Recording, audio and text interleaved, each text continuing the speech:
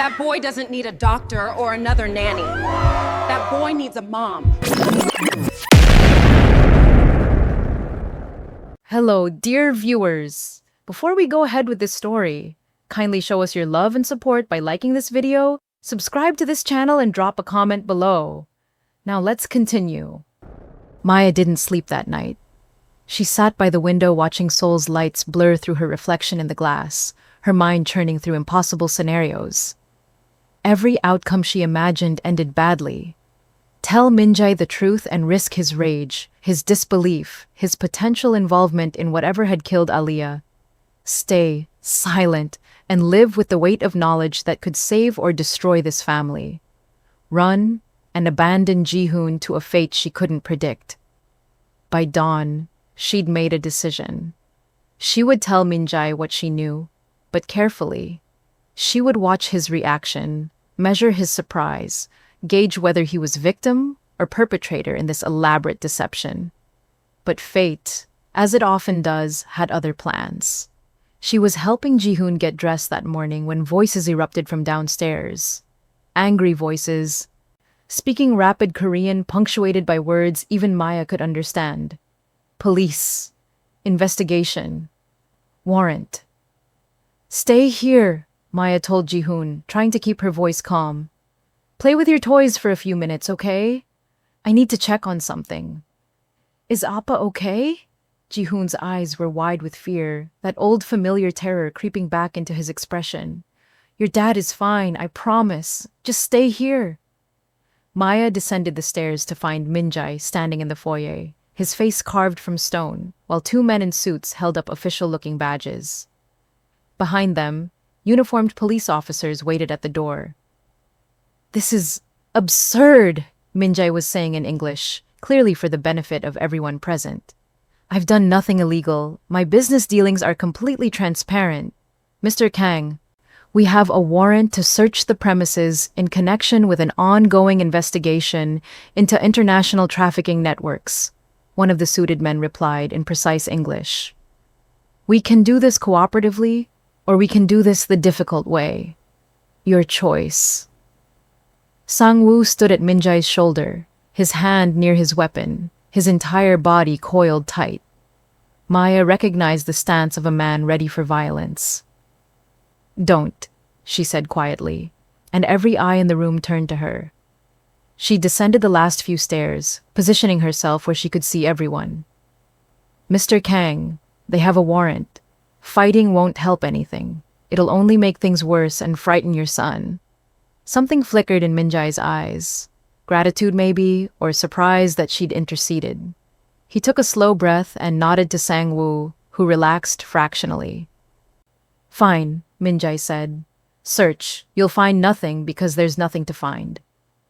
The next 2 hours were a controlled chaos of officers moving through the house, opening drawers, photographing rooms, bagging items as evidence. Maya kept Ji-hoon in his playroom, distracting him with games and stories, while downstairs his home was systematically invaded. Why are there police here? Ji-hoon asked, his small voice trembling.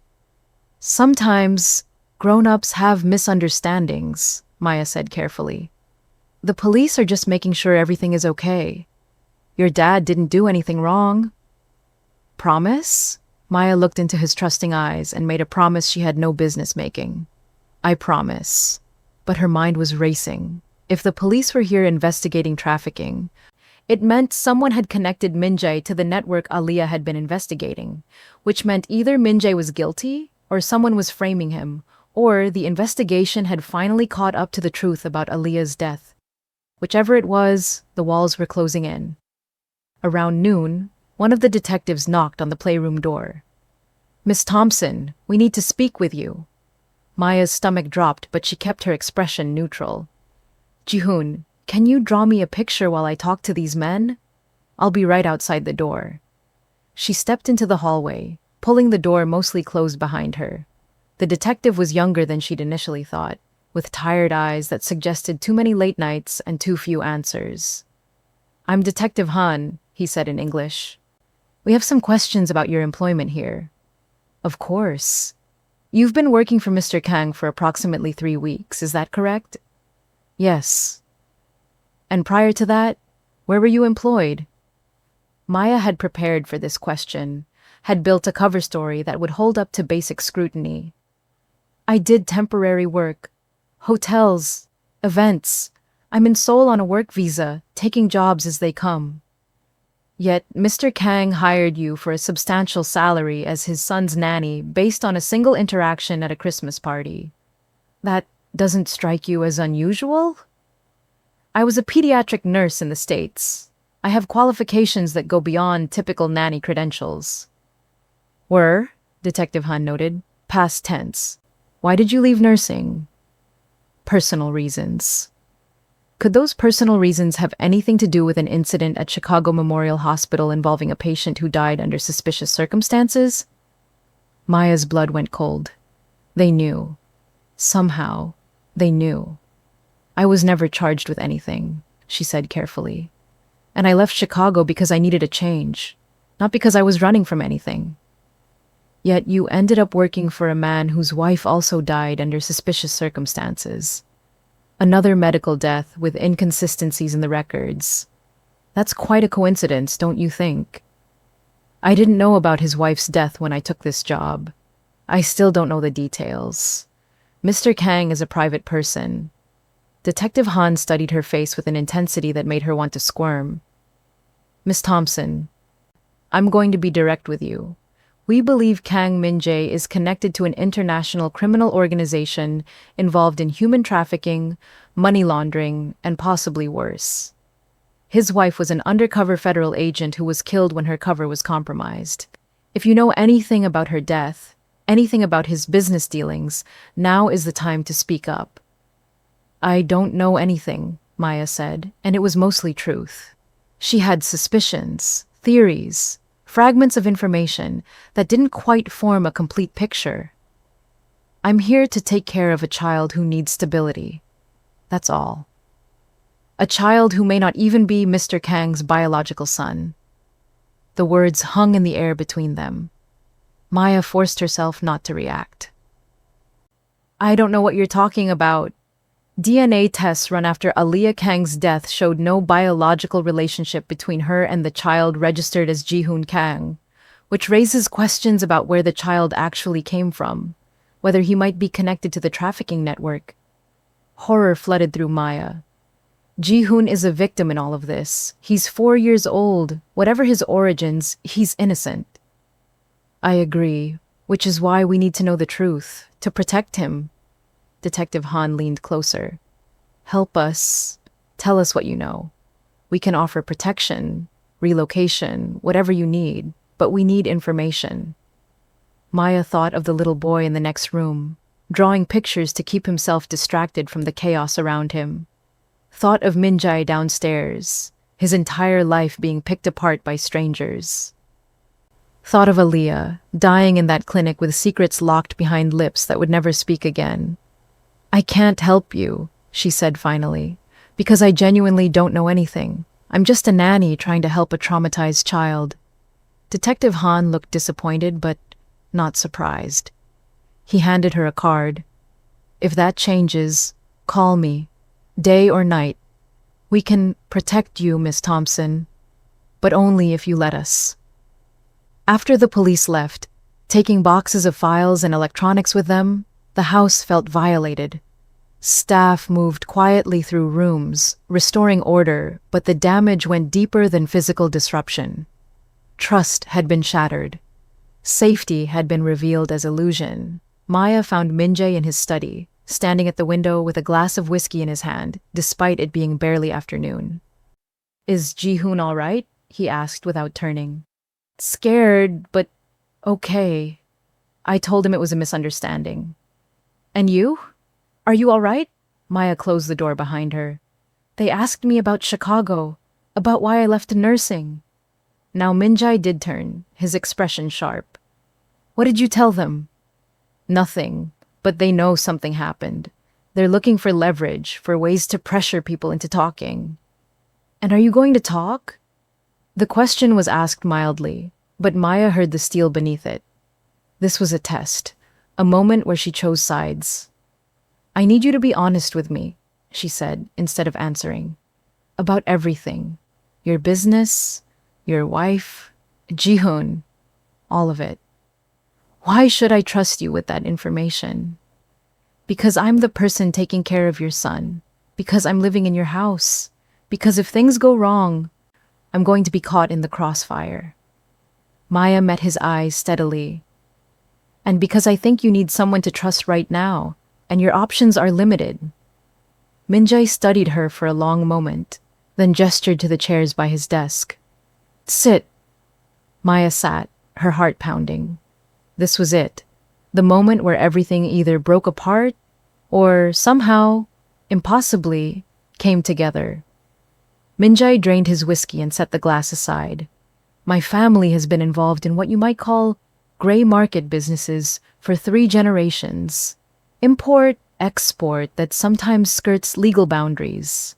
Connections to organizations that operate outside traditional law. I inherited this legacy when my father died 10 years ago.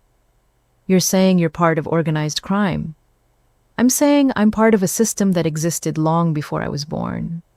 But I've spent the last 5 years trying to legitimize everything, to move our operations into legal territory, to break the connections that tie us to the darker elements. Why? Because I met Aliyah, Minjae's voice roughened. She made me want to be better, to build something clean that I could pass to my children without shame. So I started the process of separating from the network, of cutting ties, of becoming legitimate. And someone didn't like that.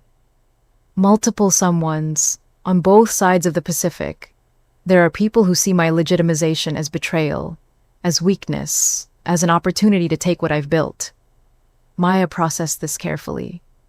The trafficking investigation, are you involved in that? No. God, no. Minjae's revulsion seemed genuine. That's one of the things I've been actively fighting against. Human trafficking is the lowest form of evil. I've used my connections to shut down operations, to feed information to authorities. It's made me enemies. Dangerous enemies. The most dangerous kind. Maya took a breath. Minjae, I need to tell you something about Aliyah, about the night she died. His entire body went rigid. What about it? I was there, not at the hospital on the death certificate, at a clinic in Itaewon. A woman was brought in, already dying. I tried to save her but couldn't. She had injuries consistent with violence, not childbirth. She had a lotus tattoo on her wrist. The color drained from Minjae's face. That's impossible. You're saying you were there when my wife died? I didn't know who she was at the time. Didn't know her name. But yes, I believe I was there. And Minjae, she wasn't pregnant. There was no baby. That's insane. Jihoon was born that night. I have the hospital records. The birth certificate. Forged. All of it. Aliyah wasn't his mother. I don't know where Jihoon came from, but it wasn't from Aliyah's pregnancy. Minjae sat down heavily, his face ashen. No, that can't be right. She was pregnant. I saw her growing belly. I felt the baby kick. She talked about names, about nursery colors, about... Was she ever alone? Did she see a doctor privately? Did you attend ultrasound appointments with her? Minjae's silence was answer enough. He'd been traveling constantly during that time, building his legitimate business empire, trusting that his wife was being cared for by the best doctors money could buy. The FBI contacted me, Maya continued quietly. Aliyah was an undercover agent. The marriage, the pregnancy, Jihoon, all of it was part of her cover. She was investigating the trafficking network. When they discovered who she really was, they killed her. Who's they? I don't know. But someone powerful enough to fake medical records, to create a false birth certificate, to make an FBI agent disappear without raising immediate alarms. Minjae stood abruptly and crossed to his desk. He unlocked a hidden drawer and pulled out a small box. Inside was a USB drive. After the police left, I found this hidden in a book in Aliyah's old study. A book I never paid attention to because it was in English, and I assumed it was just a part of her collection. His hand shook slightly as he held the drive. I haven't looked at what's on it yet. I was afraid of what I might find. Maybe we should look together. He plugged the drive into his computer, and they waited while files loaded. What appeared made both of them go silent. Photos. Dozens of them. Documents. Recordings. A complete dossier on the trafficking network, names and locations, and evidence that would bring down dozens of people across multiple countries. And in the center of it all, a folder labeled Ji-hoon. Min-jae opened it with trembling fingers. Inside were documents detailing a rescue operation. A child recovered from a trafficking ring in Southeast Asia. No birth records. No family. Approximately 2 years old at the time of rescue. Brought to Seoul as part of witness protection. Given a new identity, placed with a federal agent and her unwitting husband as cover. There were photos of the rescue. A tiny boy with terrified eyes being carried from a dark building by agents in tactical gear. Medical reports showing malnutrition and signs of abuse. Psychological evaluations predicting severe trauma. And at the bottom of the folder, a letter in Aliyah's handwriting. If you're reading this, I'm probably dead. Min-jae, I'm sorry for every lie. I never meant to fall in love with you. That wasn't part of the mission. But I did, and that complicated everything. Ji-hoon is real, even if our life together was constructed. He's a child who was stolen from somewhere, from someone, and used in ways no child should be used. I was supposed to take him temporarily, just long enough to establish my cover, but I couldn't give him back to the system. Couldn't let him become just another case file. He deserves a family. He deserves love. He deserves you. If I'm gone, please don't send him away. He's not your biological son, but he could be your son in every way that matters. Love him. Protect him. Give him the life he was robbed of. I'm sorry I couldn't tell you the truth. I'm sorry for everything, but I'm not sorry I loved you, and I'm not sorry we saved him. Aliyah. Min-jae's face was wet with tears he didn't seem to notice. Maya's own vision blurred as she read over his shoulder. She loved you, Maya said softly.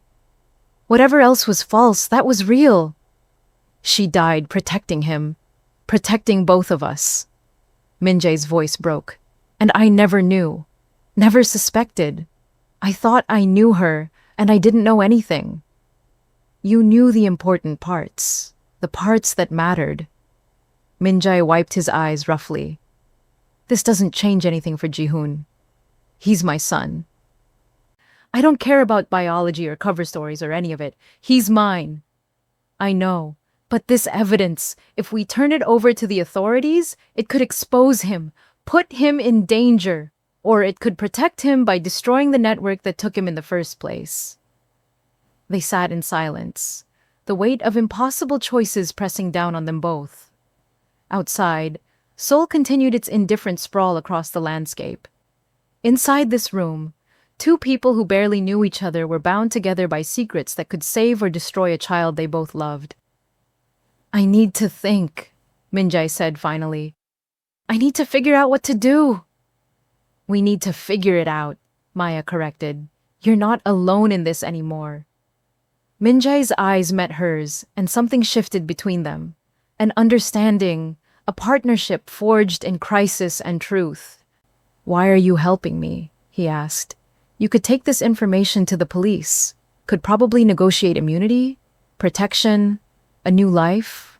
Why stay? Maya thought of Ji-hoon upstairs, drawing pictures and asking questions, and slowly, painfully, learning to trust the world again.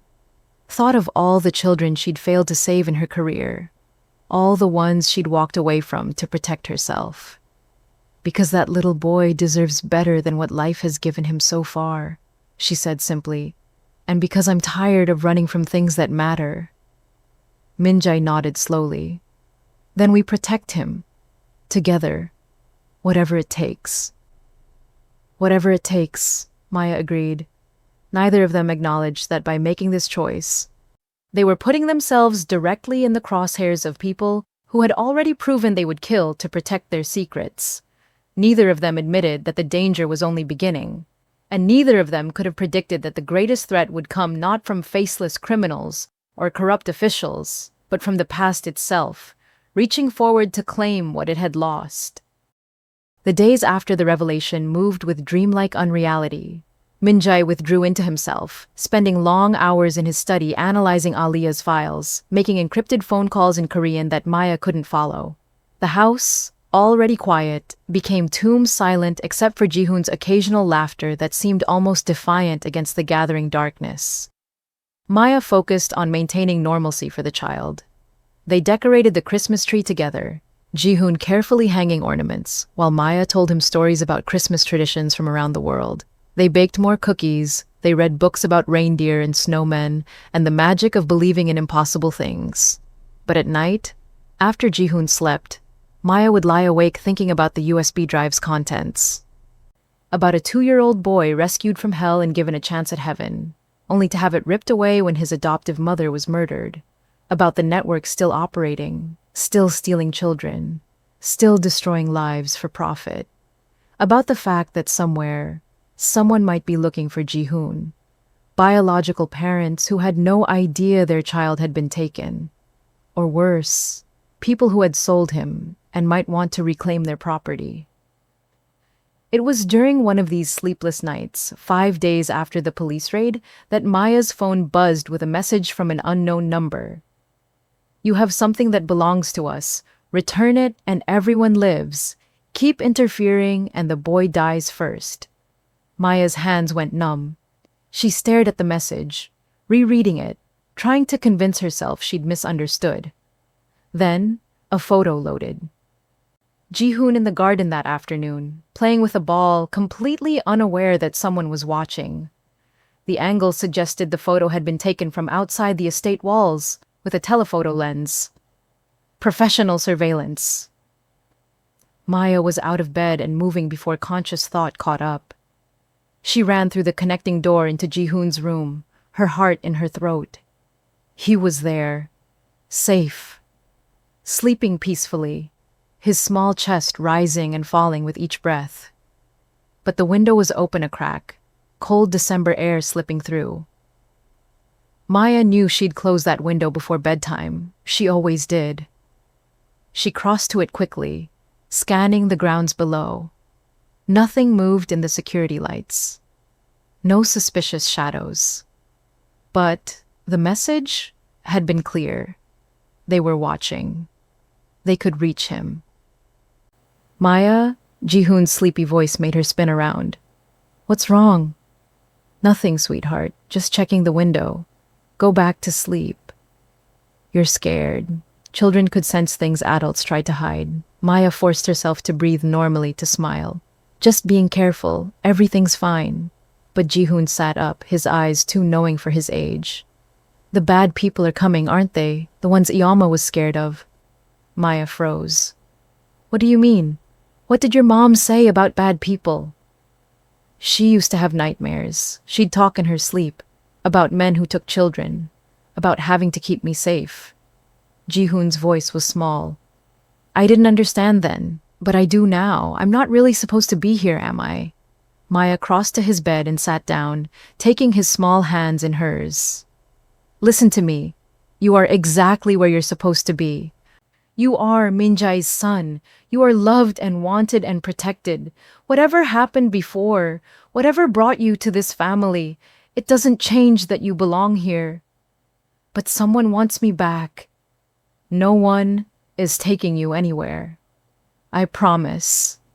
It was a reckless promise, an impossible one. But looking into Jihoon's frightened eyes, Maya would have promised him the moon if it would make him feel safe. She stayed with him until he fell back asleep, then locked the window and called Minjai. He answered on the first ring despite it being past 2 in the morning. "We have a problem," Maya said without preamble. 20 minutes later, they sat in Minjai's study while Sang-woo increased security throughout the house. Maya showed Minjai the message and photo. His face went deadly calm, the kind of calm that preceded violence. "They're making a mistake," he said quietly. "They think they're dealing with someone who will negotiate. someone who will be frightened into compliance. Aren't we? Minjae looked up, and Maya saw something in his eyes that reminded her he came from a world she'd only glimpsed the edges of. A world where power was taken, not asked for, where threats were answered with greater threats. I've been trying to be legitimate, he said, to walk away from the methods my father used. But they've just threatened my son. There's no legitimacy in that fight, only survival. What are you going to do? I'm going to use every resource I have to find out who sent that message, and then I'm going to make sure they understand that Ji-hoon is untouchable. That could start a war. Then let it start. Minjae's voice was flat. I won't lose him. I can't. Maya understood the desperation beneath the words.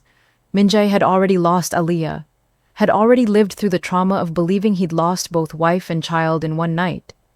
The idea of actually losing Ji-hoon was unbearable. There might be another way, Maya said carefully.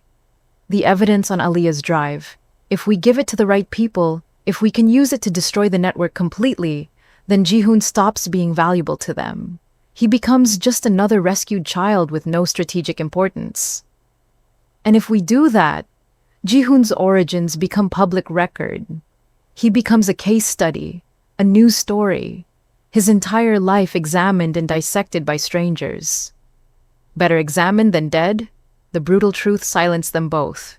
Outside, dawn was beginning to lighten the sky, turning Seoul's darkness into gray shadows.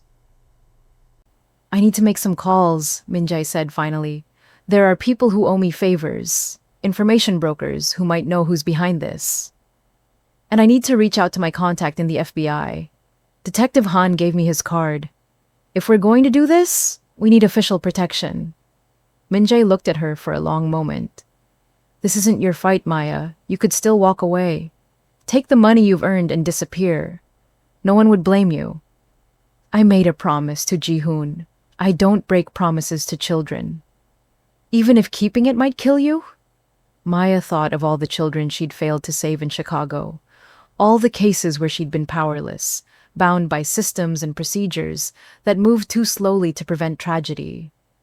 She'd left nursing because she couldn't bear that helplessness anymore.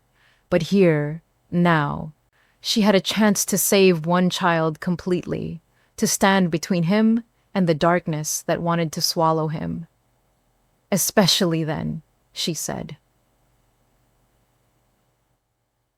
The next 48 hours were a blur of activity.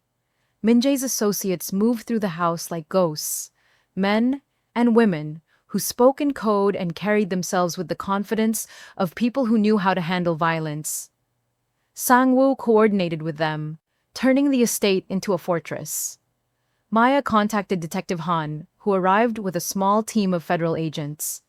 They set up in one of the house's many unused rooms, computers, and communication equipment, transforming it into a command center. We've been building a case against this network for 3 years, Han explained as he reviewed Aliyah's files. She was our best operative. When she died, we thought we'd lost our chance. But this evidence, it's everything.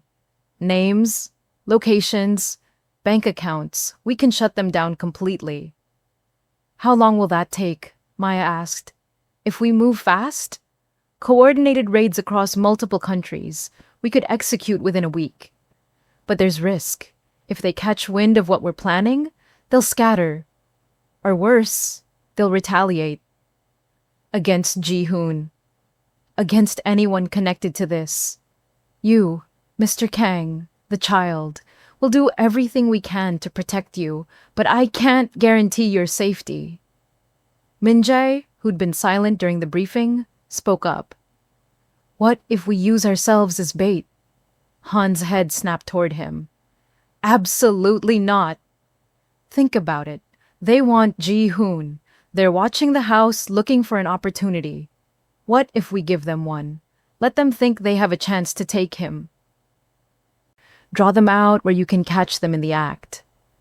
That's insanely dangerous. Everything about this situation is dangerous. At least this way we control the variables. Maya felt ice in her veins. You want to use Ji-hoon as bait? Not him, a decoy, someone who could pass for him at a distance. Who? Then Maya understood. You're talking about using another child. No, Han said firmly. We don't use children in operations. Ever. Then use me, Maya said, the idea forming even as she spoke. If it's from a distance, in the right clothes, I could pass for a small person. If we stage it right, make it look like I'm Ji-hoon, we could draw them out. That's equally insane, Min-jae said. They're not going to be fooled for long. They don't need to be fooled for long, just long enough to commit to an action. Long enough for your people to catch them. Han looked between them, calculating. It could work, if we plan it carefully, if we have enough assets in place. But Miss Thompson, you understand you'd be putting yourself directly in danger? I understand. Why would you do that? Maya glanced at Min-jae, then back to Han. Because that little boy has been through enough. Because he deserves a chance to grow up without fear. Because someone needs to stand between him and the people who see him as property. The plan came together over the next 2 days. They would stage an outing to a public park, make it look like routine activity.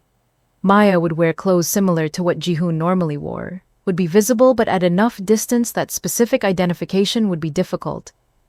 The real Ji-hoon would remain at the estate, protected by layers of security. If the traffickers took the bait, if they tried to grab what they thought was their target, Han's team would be ready. It was risky. It was dangerous. It relied on too many variables aligning perfectly. But it was a chance. The morning of the operation, Maya woke before dawn. She dressed in the small jacket and cap they'd selected, checking her reflection. From a distance, in motion, she could pass for a child. Up close, the illusion would shatter. Everything depended on timing. She went to check on Ji-hoon before leaving. He was still asleep, curled around a stuffed animal Maya had bought him the week before. She knelt beside his bed, watching him breathe. Stay safe, sweetheart, she whispered. I'll be back soon. His hand moved in sleep, reaching for something. Maya took it gently, holding it for a moment. Maya, his eyes opened, unfocused with sleep. Are you leaving? Just for a little while. Your dad is here. Sang-woo is here. You're completely safe. I had a dream. You were running and there were bad men chasing you. Maya's throat tightened. It was just a dream. Be careful anyway. I will, I promise. Min-jae was waiting downstairs, his face drawn with tension. You don't have to do this. We can find another way. There is no other way, not one that ends this completely. If something happens to you, then you'll take care of Ji-hoon. That's all that matters. They stood in the foyer, this man and woman who'd been strangers a month ago, bound together now by shared purpose and a love for a child neither had expected to claim their hearts.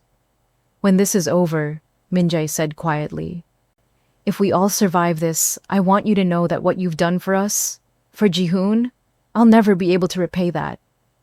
I'm not doing it for repayment. I know. That's why it matters. Sang-woo appeared with the car keys. We should go. The team is in position. Maya nodded and followed him outside. The December morning was brutally cold, frost covering the gardens, her breath forming clouds in the air. She climbed into the back of an unmarked car, feeling the weight of the wire they'd taped to her chest, the tracker sewn into her jacket. As they drove toward the park, Maya thought about all the choices that had led to this moment. Leaving Chicago, coming to Seoul, taking the job with Min-jae, staying when she should have run. Every decision a step toward this morning, this risk, this attempt to save one child from the machinery that destroyed so many. The park came into view, already populated with early morning exercisers and people walking dogs. Normal people living normal lives, unaware that violence was about to erupt in their peaceful morning. Remember, Han's voice came through her earpiece. You're just taking a walk. Act natural. Let them come to you. We'll handle the rest. Maya got out of the car and started walking along the designated path. She kept her head down, her hands in her pockets, trying to project the body language of a child on an outing. 5 minutes passed. 10. She completed one circuit of the park. Nothing. Then a van pulled up to the curb ahead of her. Its side door slid open. Maya's training kicked in. She started to turn, to run, but hands grabbed her from behind. A cloth pressed over her face, chemical sweet and suffocating. She heard shouting, gunfire, Han's voice in her earpiece screaming commands. Then darkness swallowed everything, and Maya's last conscious thought was that she hoped, desperately hoped, that this had been enough, that Ji-hoon would be safe, that her sacrifice wouldn't be for nothing. Maya woke to pain and darkness. Her head throbbed where it had hit something during the struggle. Her hands were zip-tied behind her back, cutting off circulation. She was in a vehicle, moving fast, the sound of highway traffic outside. "She's awake," a voice said in English. American accent, West Coast maybe. "Good. Boss wants to talk to her before we dump her." Maya forced her eyes open. 2 men in the front seats, neither looking back at her. Professional. Calm. This wasn't their first kidnapping. "Where's the boy?" the driver asked. "Wasn't him. We grabbed a decoy. Fucking cops were waiting." "Did everyone get out?" "Chen didn't make it. Park got clipped, but he'll live. This whole operation is burned now." The passenger turned to look at Maya. "You cost us a lot today, but you're going to help us get it back." "I don't know what you're talking about," Maya managed, her voice rough. "Sure you don't. You're just the nanny. You definitely don't know where the real kid is. You definitely didn't help plan this whole trap." He smiled, cold and predatory. "We're going to have a long conversation about everything you know, and then we're going to use you to get Kang to give us what we want." He won't negotiate. Everyone negotiates when the stakes are high enough. They drove for another hour, leaving Seoul behind, heading into rural areas where buildings grew sparse and roads became rough. Finally, the van turned onto a dirt track leading to an abandoned warehouse, the kind of place where screams wouldn't carry. Maya was pulled from the van and dragged inside. The warehouse was mostly empty except for a chair bolted to the floor and a table covered with implements that made her stomach turn. "Sit!" the driver commanded, shoving her into the chair. They secured her with more zip ties, checking her for weapons and finding the wire immediately. The passenger crushed it under his boot, laughing. "Did you really think that would work? We swept you for electronics the second we grabbed you. Your cop friends have no idea where you are." Maya said nothing, conserving energy, trying to think through her options. They were limited. Without the tracker, without the wire, she was alone. The passenger pulled out a phone and dialed. "We have her." "Yeah, the nanny. Want us to start the convincing process?" He listened for a moment, his expression shifting to something darker. "Understood. We'll send proof of life first." He took a photo of Maya tied to the chair and sent it. Then he pulled up a video call and turned the phone toward her. The screen showed a man in shadows, his features deliberately obscured. When he spoke, his voice was electronically distorted. "Miss Thompson, you've been causing problems." "Good," Maya said. "I hope I've caused you hell." "Brave. Stupid. But brave. Let me explain your situation. You're going to tell me where Ji-hoon is. You're going to tell me everything the FBI knows. And you're going to help me get Kang to hand over the evidence his late wife collected. If you do all of this, you might survive. And if I don't, then you'll die slowly, and we'll still get what we want. Your cooperation just determines how much you suffer first." Maya looked directly at the camera. "You're not getting that, child. Ever. Whatever you do to me, it won't change that." The figure on screen was silent for a moment. "You're willing to die for a child that isn't even yours? For a family you've known for less than a month?" "Yes." "Why?" Maya thought of Ji-hoon's smile, his small hand in hers, the way he'd started to trust again, to hope again, to believe the world could be safe. Because he deserves better than what you made his life. Because every child does. And because I'm done running from people like you." The figure laughed, a sound made mechanical and inhuman by the distortion. "Then you've chosen pain. Gentlemen, proceed, but keep her alive. Dead, she's worthless. Broken but breathing, she might still serve a purpose." The screen went dark. The two men moved toward her with professional efficiency, and Maya closed her eyes, preparing herself for what was coming. But she didn't regret her choices, didn't regret staying, didn't regret fighting, because somewhere in Seoul, in a house that had become a home, a little boy was safe. And that, Maya thought as the first blow landed, that was worth everything.